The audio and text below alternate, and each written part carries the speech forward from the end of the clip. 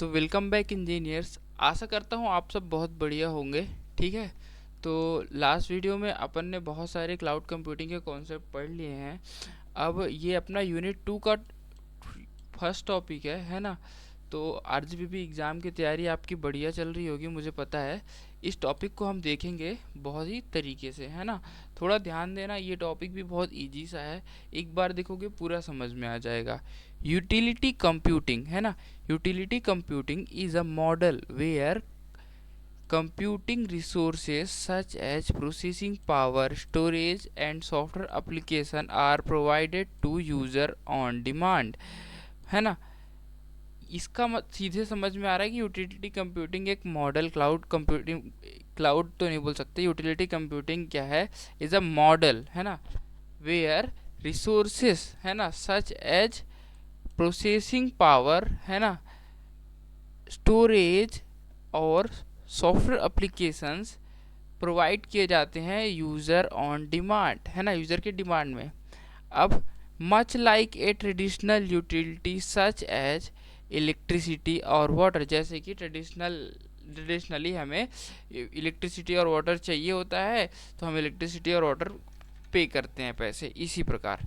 अब in this model users पे for the computing resources, है ना, दे कंज्यूम। मतलब कि इस मॉडल के अंदर यूजर कंप्यूटिंग रिसोर्सेज के लिए पे करता है जितना वो कंज्यूम करता है, typically on A metered basis. ये मेन क्या है, मीटर्ड बेसिस पे रहता है कि मतलब जितना चाहिए उसको यूज़र को उतना सर्विस ले लिया और उतने के लिए इसको पे करेगा, rather than owning and maintaining their own computing infrastructure, है ना। जितना उसको कंप्यूटिंग रिसोर्स चाहिए, वो रिसोर्स चाहे सॉफ्टवेयर एप्लीकेशन हो, चाहे वो ये प्रोसेसिंग पावर हो, चाहे स्टोरेज हो, है ना। इस प्रकार के कंप्यूटिंग रिसोर्सेस अगर चाहिए किसी कंपनी को या फिर किसी यूज़र को, तो वो खुद का ओन कंप्यूटिंग इंफ्रास्ट्रक्चर बिना डेवलप किए ले सकता है ना। So utility computing allow businesses and individuals to access computing resources quickly and easily without need to invest in expensive hardware or software infrastructure।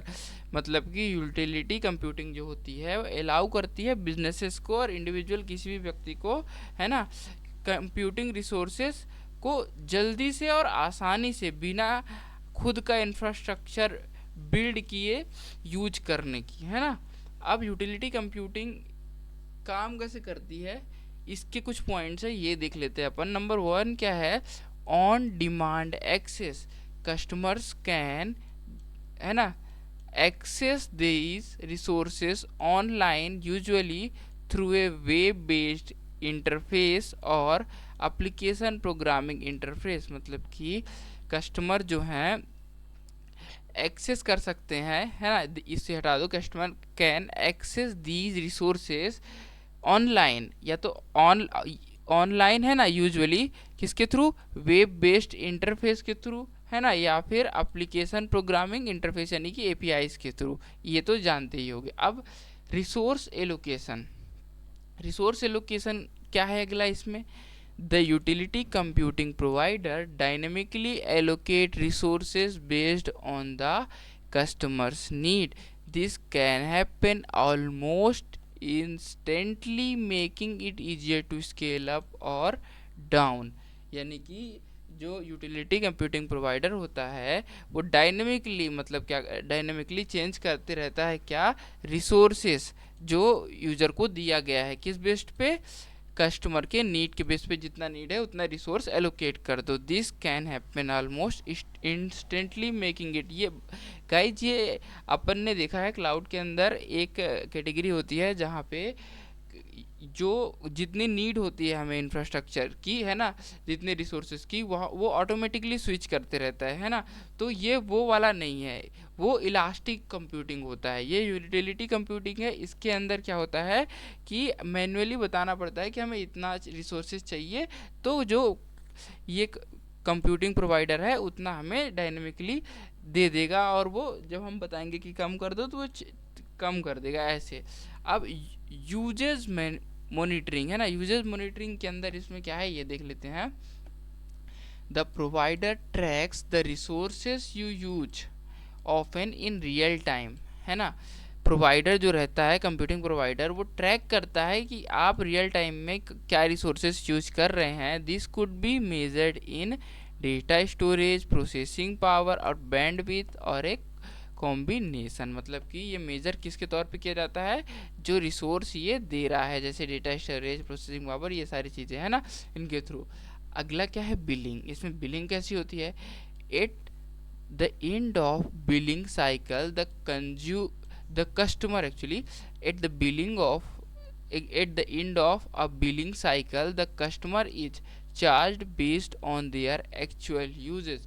मतलब कि कस्टमर की बिलिंग साइकिल जो होती है ना, आखिरी में जो बिलिंग साइकिल होती है, तो कस्टमर को चार्ज किया जाते हैं बेस्ड ऑन किसके, एक्चुअल यूजेस के, है ना।